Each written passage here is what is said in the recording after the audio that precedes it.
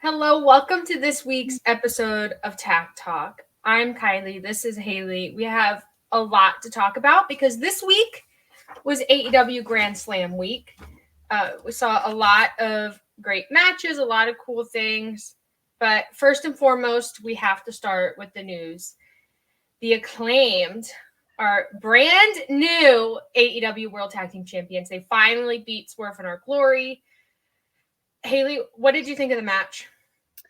I really loved the match. I don't know if I loved it more than the first, but I thought it was really good. I'm so happy for them. They're the first homegrown team to come out of Dark to become tag team champions, and I think that's great that AEW is starting to kind of push these homegrown talents. I think that's wonderful, and I'm so happy for them. It was definitely their time, and yeah, I was super happy for them too. I was really glad they got the win in New York. Part of me still thinks they should have gotten the win at All Out because I think the crowd was just a little bit hotter than New York because it was, I think for All Out, it was a little more unexpected that the Acclaimed would be in a place where they could win. And here it was basically a given that they were going to win. That being said, I thought the match was great. I also think AEW is in a place now where they have to start pushing homegrown talent because so many of their like homegrown guys are now these like big stars. And someone had brought up Jurassic Express, but I just have to say Jurassic Express had teamed for like months before AEW. So like homegrown, yeah, but like not like the Acclaimed who are put together straight out of Dark. Max Caster's like straight out of Creative Pro. So it's like they're homegrown guys. I'm super excited. The crowd was so into it. People online were so into them. I don't know. I just love the idea of them as champions, and I love that maybe they're going to move into something with FTR. I don't know. Regardless, I think this is, I don't know, it feels like a fresh start for the tag division. It really does. And I feel like as much as the crowd didn't expect it all out, I feel like Tony was much of the same. Like he didn't realize not what he has with the Acclaimed, but like the caliber that the Acclaimed is at, you know? Like he just didn't expect it. But I'm so happy that they're tag champs. I can't wait to see what they do. Oh, I've always been a fan of the Acclaimed, and a lot of people didn't like them, especially back when they were feuding with Darby and Sting, and they were doing like the trash day rap and like emo raps and things like that. But I still loved them, and I don't know, there's something so special about them as baby faces. I don't know. I'm just so in love with the Acclaimed. Was just a well-deserved win, and I think Bowens has always been like an exceptional wrestler. I think he's improved a lot, though. I think Max Caster, though, in terms of like most improved in AEW, he's got to be like the top of the list. And just some of the things he was doing in this match, great. I love Max Caster. I feel like, and you know, a lot of people will sit here and say, oh, the Acclaimed's overrated, and people still don't like the Acclaim to this day. I don't understand you, but that's okay. But I think Max Caster and Bowens, but yeah, I think Max is definitely on my underrated list.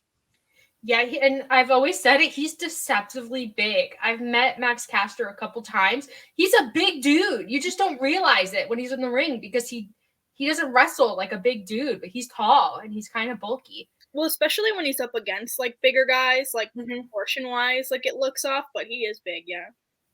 I love the Acclaimed. I want them to have a long title run. I want them to be champs for ages and ages. I don't know. It might not happen. It probably won't happen because AEW doesn't really do that for tag teams unless you're the Young Bucks or just the Young Bucks. but the Acclaimed versus the Young Bucks, the Acclaimed versus FTR, the Acclaimed versus the Lucha Bros. Like there's so many high caliber matches they can do that will really continue to elevate the Acclaimed because they still have room to grow despite being world champs. Like there's still a lot of room to grow, and I'm just excited for it. Me too. And even though Swerve in Our Glory lost, I'm excited to see this push for Swerve in singles. I think they need to put the gold on him ASAP. I can't wait to see where they go to. I know they lost, but it's not the end for them. I thought and I was thinking about this the other night because Christian is out with an injury. I can't remember the injury, chest or something. I don't know. But like Swerve as a heel versus Jungle Boy, like the new Jack Perry Jungle Boy, I think that's a great place to just stick them and just keep them held there. Because the world title is like, it's basically MJF soon. Like that's a given. And like Wardlow, like Swerve versus Wardlow is great, but I think there's more for Wardlow to do. So just like stick Swerve in something good and get him established. I don't know what you do with Keith Lee. I would love to see him move into a program with Wardlow, though. I think Wardlow needs like his next steps from here. He needs like bigger feeling matches. So like a Keith Lee or literally anybody. I feel like, you know, there's so much more for him to do. So maybe we do that. I don't know. Yeah, he needs to wrestle up is what I guess the story here. Bigger guys, not smaller guys. Yes. So moving out of the Acclaimed to FTR. FTR was actually on TV for a brief second, which was so shocking. Mind-blowing. Shocking, I know. But they were. And they were confronted by the Gun Club, who are still called the Gun Club now, even though their dad's not with them. I think they're still called the Gun Club. Anyway, basically, my conclusion was, one, FTR is definitely, like, they're setting up the push for FTR. Two, the Gun Club is better without Billy Gunn. Why was I thinking the same thing, to be honest? I felt like he was kind of holding them back. I think he was, too, and that's wild to say, and I'd, like, Billy Gunn belongs in the Acclaimed, not with his own sons. It's weird. I was so confused because the Gun Club does kind of have like a D-Generation X kind of energy to them, like that just bratty, like annoying frat boy energy. And like Billy Gunn, like he should fit there, but he doesn't. He belongs with Anthony Bowens. These two belong completely on their own. Yeah. It's sink or swim for the Gun Club at this point for me. I agree. They were very annoying to me at first, but I've come around, you know? I you know, the peak with, you know, during the pandemic with Sheeta and Sheeta's robe and like Austin Gunn just being like Sheeta's fanboy. I was like, okay, I can get behind this dude. And then they put Colton in there. And I was like, ooh, something's not right here. And I didn't vibe with the Gun Club until this week. They're confronting FTR, and suddenly it's clicking, and like I get it. You know, I agree. I'm interested to see where they go from there. But FTR. I think there's something really interesting about FTR is like the super honest, transparent, wholesome dudes, and like the Gun Club, who are just like annoying. I don't think the Gun Club beats FTR here, like, but I think it'll really help the Gun Club get established, because their feud with the Acclaimed was good, but it was for the Acclaimed, and you could tell. I think this will be for the Gun Club, you know, coming out of it losing, but still being elevated in a way. And FTR needs something, because my God. And if they're moving to get a push, we need to see them on TV again. It's been too long. They were number one contenders for the titles for how many weeks? I know it's a running joke online.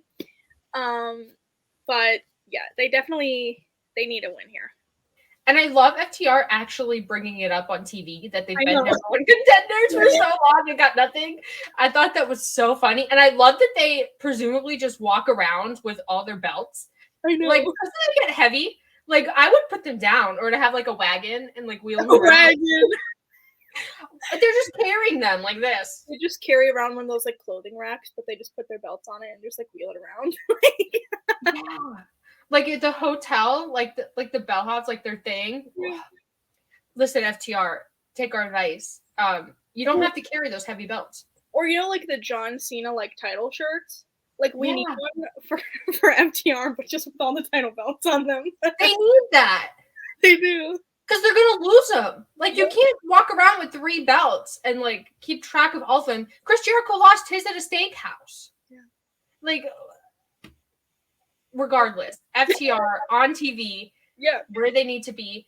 I don't know. Like, we haven't got any news about the Elite suspension or anything, so I don't know when the Young Bucks are coming back. But when the Young Bucks come back, we need to do Young Bucks FTR again. I don't know how you make it work, but you do it. You make it work, because I think FTR, that story is like their next step, and it's the Gun Club's cool, but like FTR needs to beat the Young Bucks. And I think I'm kind of glad, looking back on it now, that they haven't pulled the trigger on that match yet. I mean, I thought they were going to when the Bucks won the titles for the second time. I was like, oh, it feels obvious.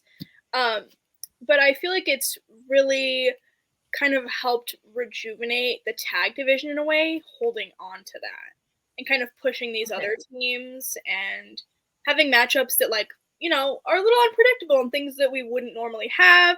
I miss the Young Bucks though, but I like this new tag division that we're moving into, where it's not just completely centered around the Bucks. You know what? I agree. I think the Acclaimed are really like the pioneers of this new wave. And I think we've gotten to a point in AEW where the company's old enough that we can start that cycle of bringing in like the next generation, quote unquote. And you know what? I agree. Not that I think the Young Bucks, anything that happens with the Young Bucks should have happened, but I think the suspension of CM Punk and the Elite has kind of been a blessing in disguise for AEW, just because they've been able, there's so many open spots, and they've been able to like really push guys into those spots. So I don't know when their suspensions are over. I don't know anything about what's going on there, but regardless, I think AEW has really proven that they're just fine without CM Punk, just fine without the Elite. And that is such a relief. Well, and too, like, you know, the Elite are not going to be around for much longer. So this is kind of like a necessary step, and I'm glad they're pulling the trigger now rather than waiting until the last second, you know? So yeah. I'm happy that they have people that are stepping up and really helping bolster AEW right now. Yes, I agree. Speaking of people stepping up, Hook and Action Bronson. This match, I was not expecting a lot. I was like, oh, it's going to be fun, you know. I was not expecting much, but Action Bronson. I loved it. Incredible. Because, you know, sometimes when celebrities get into the ring, it's like, oh, it's, you know, a pop, and it's going to do a lot for the company and the brand. But, like, it felt like he was meant to be there. Yes, it did. And, like, I mean, he was moving in the ring. Like, he's fast. Like, I was not expecting that for a bigger guy. Like, he's fast. Yeah. I loved this match. I think, and I tweeted this, I think it's, sometimes I watch Hook and I feel like a mother, and I watch him and I'm like, wow, we could potentially have like 20 years of this guy just getting better and better and better, and he's already this good now. Like, Hook, and I think he's a gold mine for AEW if they can keep him, which I'm not implying anything. But listen, if AEW has a Hook for 5 years, okay, let's say he's got a 5-year deal, whatever, like the arc of a Hook over 5 years, like Hook is already so good, and he is just going to get better and better. And like seeing him in this tag scenario where it's kind of a serious match, but not really, like it's clearly a showcase for Hook and Action Bronson, he really shines. And I was like, wow, he can do singles. He can do tag. Is there anything Hook cannot do? I'm starting not to, like, I don't know. And the fact that he's only 23 years old, that's insane. We have so much time left with him. And really from the start, I've felt like he's one of those wrestlers. And, you know, he has wrestled, like, not professional, like, you know, pro wrestling as we see it. Yeah. But I feel like it's a little bit different. But he's really stepped up, and he just gets better every time he's in the ring. And even now, I feel like he's such a star. I feel like every time he's on screen or anytime he's in the ring, like he just captivates the audience. And like you said, that's a real gold mine for AEW if they can capitalize on that and really push him. Yeah, and I'm always so surprised by Hook. Yeah.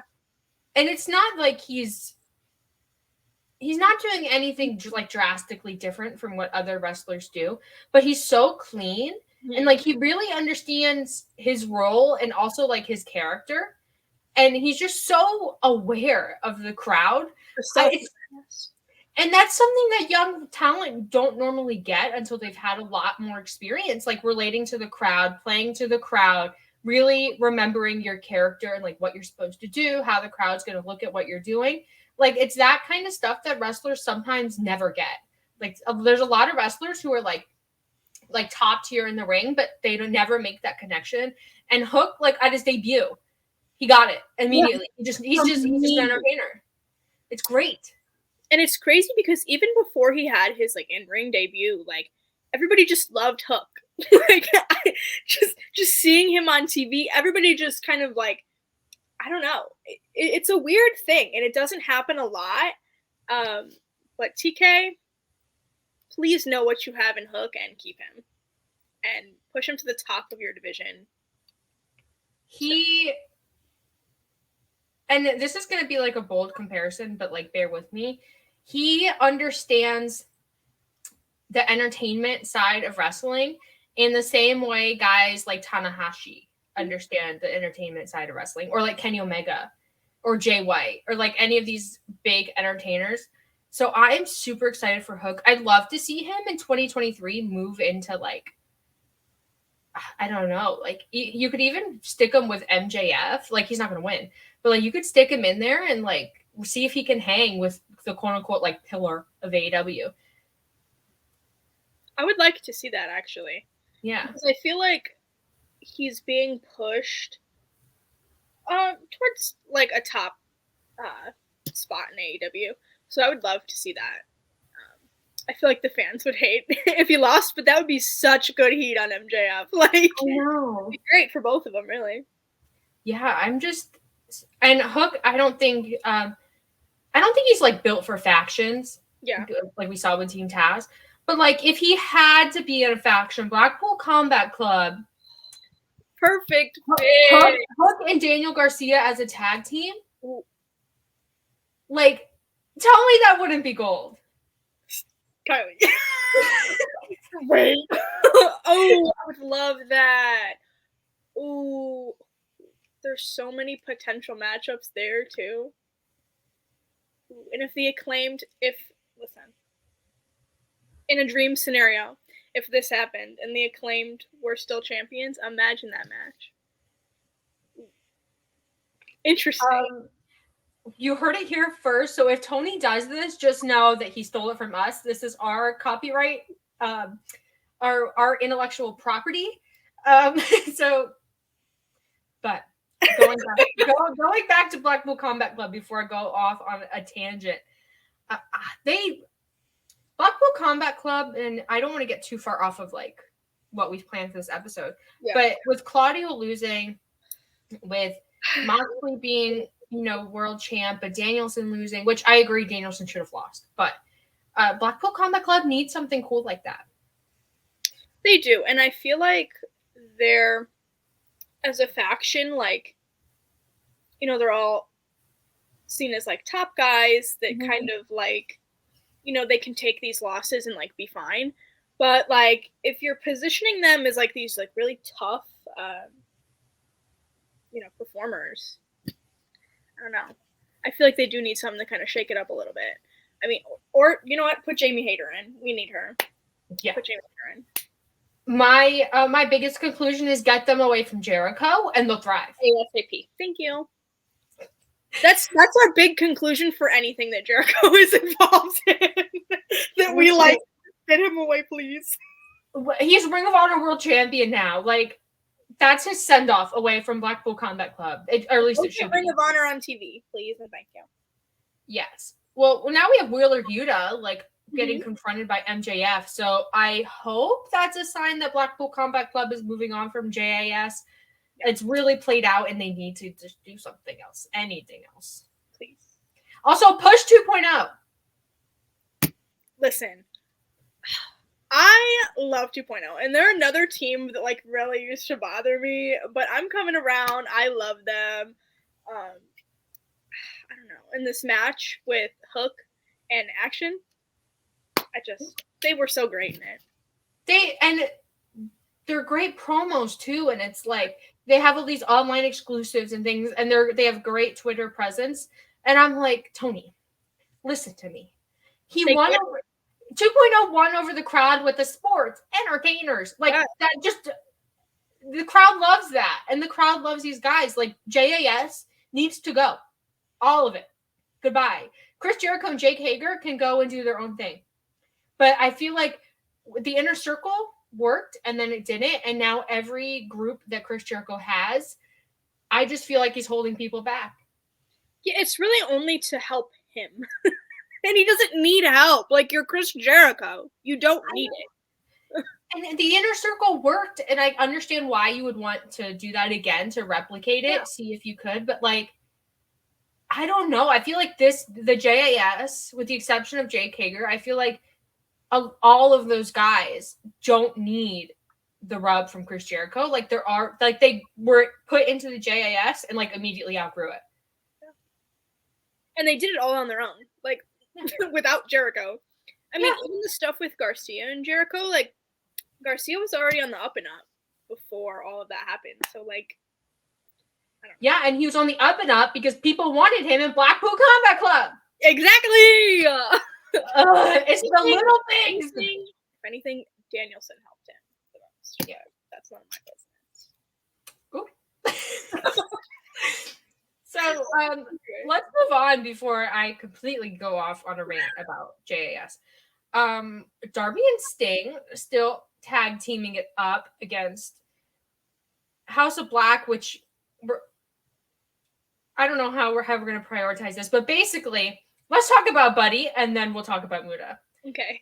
So, like minutes before we started to film this, we're filming this on Sunday, by the way, because I'm getting a hurricane and Haley's busy working, and like we're doing our best here.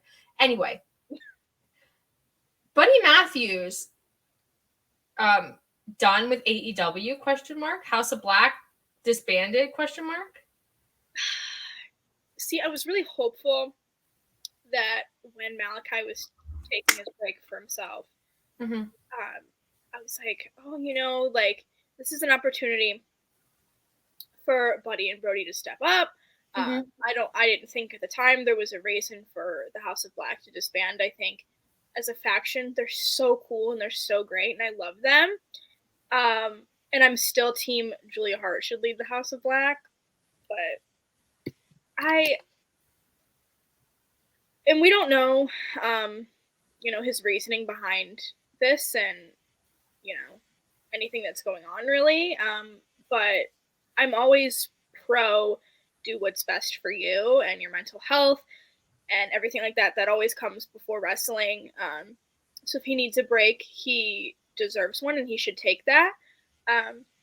But I hope it's not the end for the House of Black, selfishly. Yeah.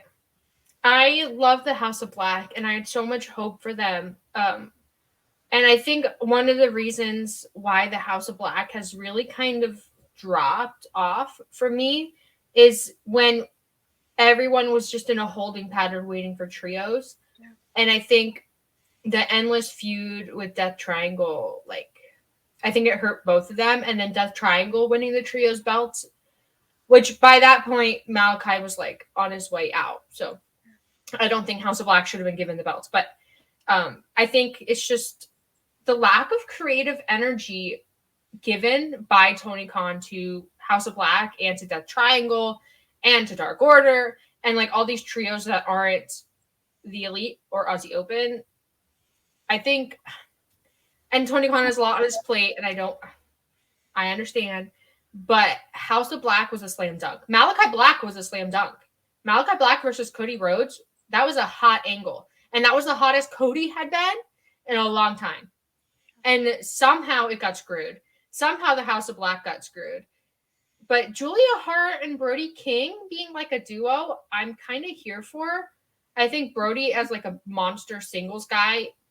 I think AEW still has a role for that. I don't know what's going on with Lance Archer, but if they're not going to have Lance Archer, Brody can slot into that role easily with Julia Hart as his like valet. If she's not going to wrestle as his valet, I just think it's such a disappointment that we didn't get, we didn't get a trios House of Black. We didn't get a tag team House of Black. And so now we got Brody and Julia. And that's not a knock on Brody and Julia by any means, but I just think of all the wasted opportunities that with the House of Black. It's like, I just want to grab Tony Khan and shake him and be like, what are you doing? And if this is truly the end for them, like, how disappointing, seriously. But I also think that with so many kind of like mixed teams, like Brody and Julia could also slot in there. I would love to see them with like Kip and Penelope even, because they've been doing stuff together again. Would love to see that.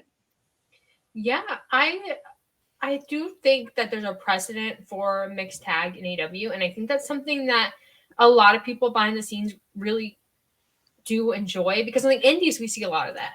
But like we don't see it in WWE at a meaningful level. We don't really see it in AEW all that much. But like that's something that fans do enjoy. So you could do it with Julia and Brody. I'm just worried that without Malachi, that Tony Khan's going to be like, yeah, it doesn't matter anymore. Throw him to the side. Yeah, and this is the most interesting Julia Hart has been. Yeah. And like her heel turn was so good, and like her character is so good, and I just don't want her to be forgotten. I think it's hard to forget someone like Brody because he's such a unique talent and he's so different from anyone they really have in AEW. But I'm like, Julia. Brody needs to just grab Julia and just be like, just carry her. Like, don't say anything. Just bring her everywhere you go. Do us a favor, Brody. Do this for us. Please.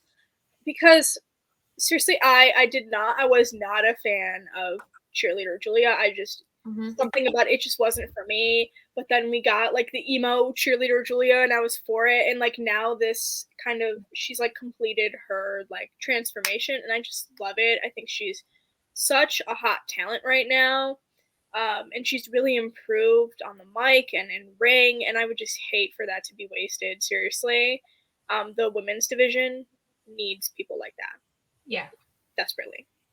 Yeah, I definitely agree. We had the debut of Saraya at Grand Slam, which I was so shocked. I was not expecting it, but Saraya, like, there's so many dream matches, but like, if it comes down to Saraya elevating younger talent, there's no one better for her to elevate than Julia Hart with this current character.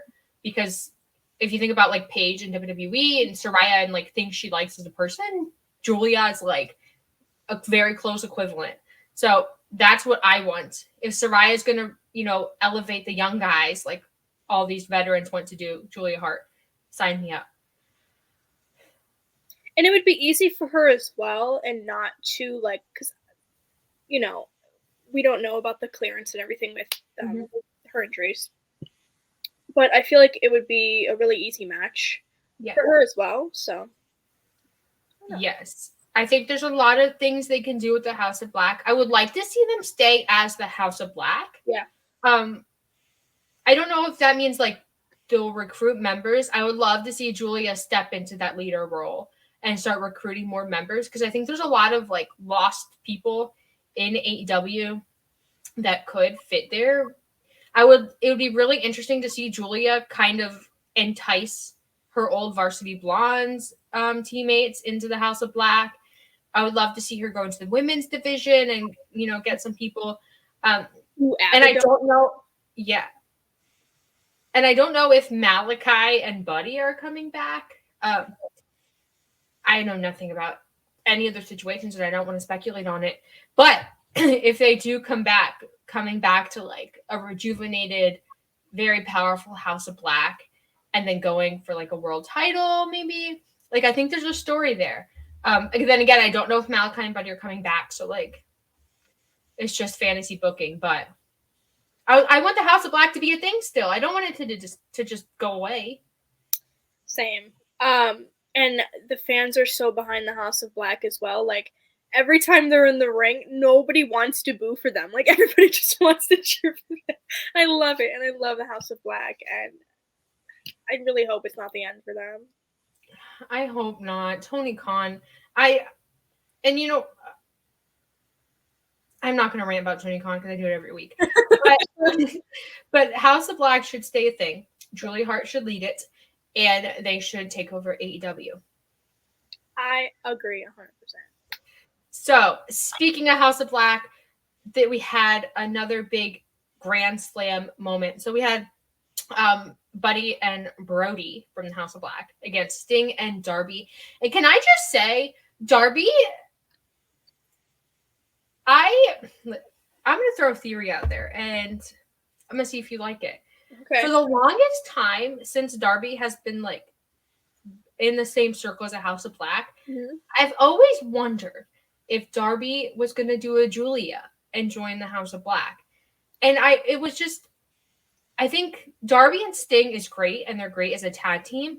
But I think for months now, like, I've just felt that Darby needs to move on. Like, he was TNT champion, and then he was kind of pulled out of that into tag with Sting, which, people, peaks and valleys. Not that I think teaming with Sting is a valley, but you understand, he's not in a title picture. I always just thought, like, the natural next step for him is, a big shock turn, or, just turning on Sting in some way. I think, and then it didn't happen. And so I was like, what is Darby doing? Like, they're showing vignettes of him with a body bag, like he's doing crazy stunts. He's hanging out with Gerard Way from My Chemical Romance. He's getting a spine tattoo. And I'm like, what are we doing with Darby Allin if he's not turning on Sting? And, I agreed. I felt like the natural progression for him would also be the House of Black. I think it would be really cool. And especially right now with everything happening with Malachi and Buddy, it could be really good for the House of Black. But yeah, I feel like the Sting thing has kind of run its course a little bit. I don't necessarily think that it's, I don't think it's hurting Darby, but I think it's run its course and did what it had to do at the time. Yeah, I think it's really served Darby well. Yeah. I think he's grown a lot in the ring, out of the ring, teaming with Sting, because Sting's a legend. Of course, you're going to learn from him. But I think Darby, as like the, quote unquote, like son of Sting, like Sting's little boy, like he's bigger than that now. Like, Darby's at the point where he could take losses and he doesn't lose a lot. And that's how you know someone's over. So, like, you need to reinvigorate him somehow. And with, the Great Muta debuting and Sting and Muta, like, having a moment, there's no better time to really take Darby and do something major with him. And I think for Darby, you can push him into the title picture. You can push him against Wardlow. You can push him against Moxley. But, like, we've been there with Darby. We've seen Darby as a babyface chasing a title. I think Darby Allin needs a shock turn. Like, I don't want teases. I don't want to see Julia Hart talking to Darby backstage. I don't want to see him and Brody King, like, having a heart-to-heart. I don't want to see any of it. I just want Darby to just cough and drop Sting. Just do it. Pull the Seth Rollins betraying the Shield moment. Yeah. And just have him go full monster heel on Sting. Yeah. Ooh. And then listen, and I don't know if Malachi and Buddy are coming back, but, like, if Julia isn't going to lead the House of Black, Darby could, and then you could have Buddy or Malachi come back and, like, be upset that Darby has taken over the House of Black, and, like, there's a feud built in there, like, and then you could also do so many other things with Darby in the House of Black. I just feel like I don't know. Maybe I'm just projecting my need for Darby to do something onto the House of Black because there's, like, a huge in there now. Us not wanting the House of Black to disband, we're, like, trying to give him Darby. Give him Darby. Listen, Darby fits there. He does. He does. He's got the emo vibe down. And I think and there's so many ways you could spin it. You could be like, I'm tired of living in Sting's shadow, because Sting does the simplest splash and gets a major pop, and Darby busts his ass in every match. and is always like just there with Sting. Darby and Sting. Like there's so many things you could do with it. And like he doesn't even need the mist. Like he could just make the conscious choice to join the House of Black. And to me, that's more impactful. And I don't know where Miro is in all this. He's just he beat Malachi and then he's just bye. Like I don't know. But and then oh my, who else could you put in there? And you could have them against Death Triangle and they could beat them. Yeah. For the trios belts. Who else could you throw in there? Kip. Put Kip in there. Darby, Kip, and Brody beat Death Triangle for trios titles at Full Gear. There we go. Book it. There's some like I don't know. And with the Acclaimed and like everything the Acclaimed were able to do, now I feel like I have a better understanding of what AEW fans can tolerate in terms of like shock or things that maybe like a talent who's maybe like in the mid card. Like I feel like AEW fans are a lot more forgiving than I thought. And I think redoing the House of Black with Darby, with Kip, with Brody, with Julia, you could put so many people in there and they would work. Ooh, Butcher and Blade. Butcher and Blade, they would fit in there. Their whole like, SFO thing, I'm not behind. They deserve so much more. Put them in the House of Black. Put everybody in the House of Black. I feel like AEW fans have a higher tolerance for like weird stuff. Mm-hmm. Like they're willing to wait for an explanation is what I'm saying. Or they're willing to really buy into something. Like they were buying into the Acclaimed who are coming out of a program with the Gun Club. They were willing to buy that the Acclaimed could have been World Tag Team Champions at All Out, which was weird to me at least. Yeah. So I feel like this is something that would be really cool. And if it will only work if Darby's there. You cannot do Butcher and Blade or Kip or anyone without a star like Darby. Yeah. And them turning on Sting and beating up Sting.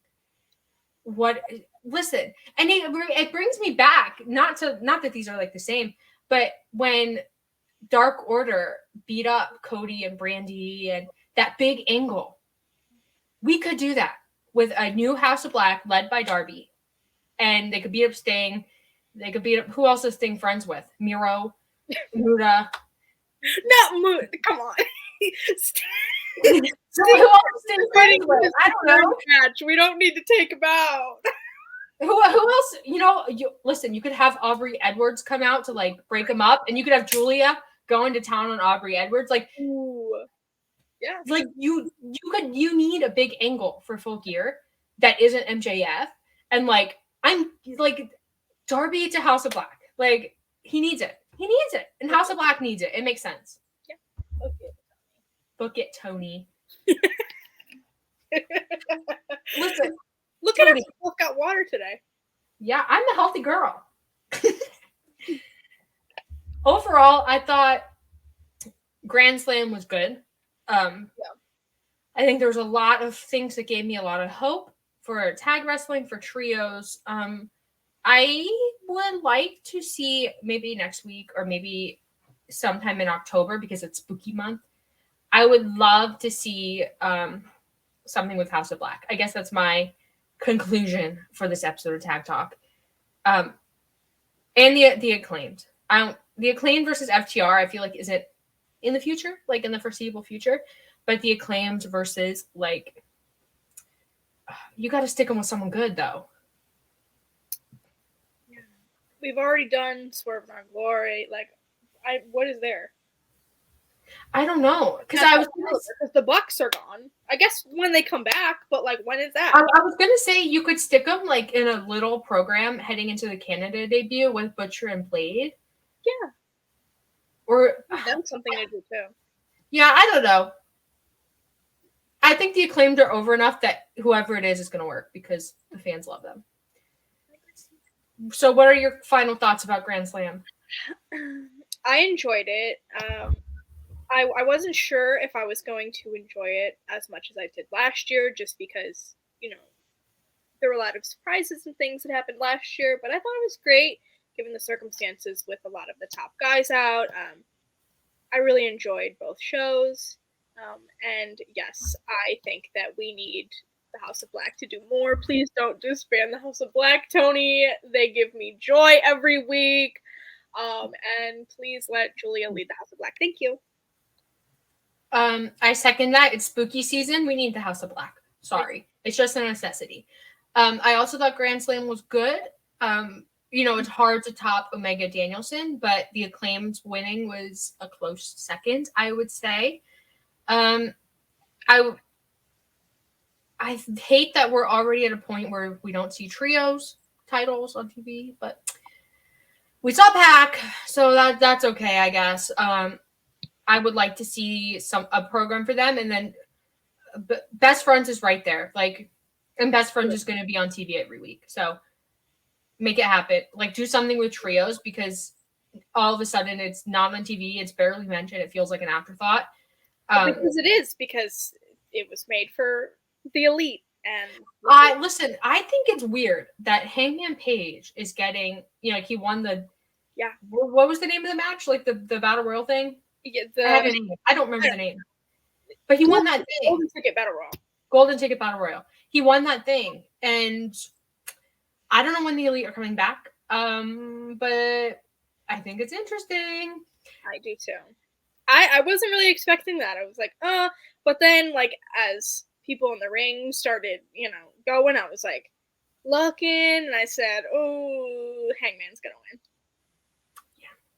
But I was happy about it. Don't get me wrong. It's interesting though. But overall, Grand Slam for me was a 4 out of 5. I really liked it. Britt Baker broke her nose again, or something. He was bleeding again. I don't know. But I thought that was great. I thought Soraya's debut couldn't have been better. Soraya to House of Black. House of Black. What? Give me House of Black. As it should have been. Just tearing everybody to bits. Give it to me. Perfect. I don't need Miro getting spit with supernatural powers and then overcoming it. I want an all-consuming, all-powerful House of Black. If you're going to do supernatural spooky, do supernatural spooky. Don't half-ass it anymore, Tony. Please.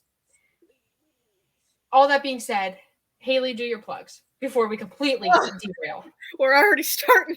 Okay, you guys can follow me on Twitter at @HaleyAnn_. I post dog content, food content, relatable wrestling content. I don't know. I also am a writer and editor for Nerds and Beyond. I'm picking that back up again. So check out that if you like nerdy stuff, or I do wrestling writing over there. Also follow Romantic Wrestle on Twitter. That's Romanticized Wrestling with me and Kiley. We promise. We have stuff in the works. We are working on things. We are just so hurricane headed my way. Okay, I get a pass. Hurricane. I got work obligations. We're working on it. We promise we have some really fun stuff in the works. So please follow Romantic Wrestle on Twitter and Romanticized Wrestling on Instagram and all of that stuff. But yeah, those are my plugs. You can follow me on Twitter at @Fuller_Kiley. I mostly post wrestling stuff. The occasional selfie. Everything I'm doing, podcasts, whatever, will be on my Twitter. So just go check that out. Tag Talk every Sunday at 5 on Fightful Overbooked. Let us know some things you would like to see us talk about, because we don't want this to, because there's some weeks where there's no tag news, and we want you guys to enjoy the show. So let us know what you want to hear about. Like Haley said, Romantic Wrestle on Twitter, Romanticized Wrestling. Maybe we'll do a House of Black thing. I don't know.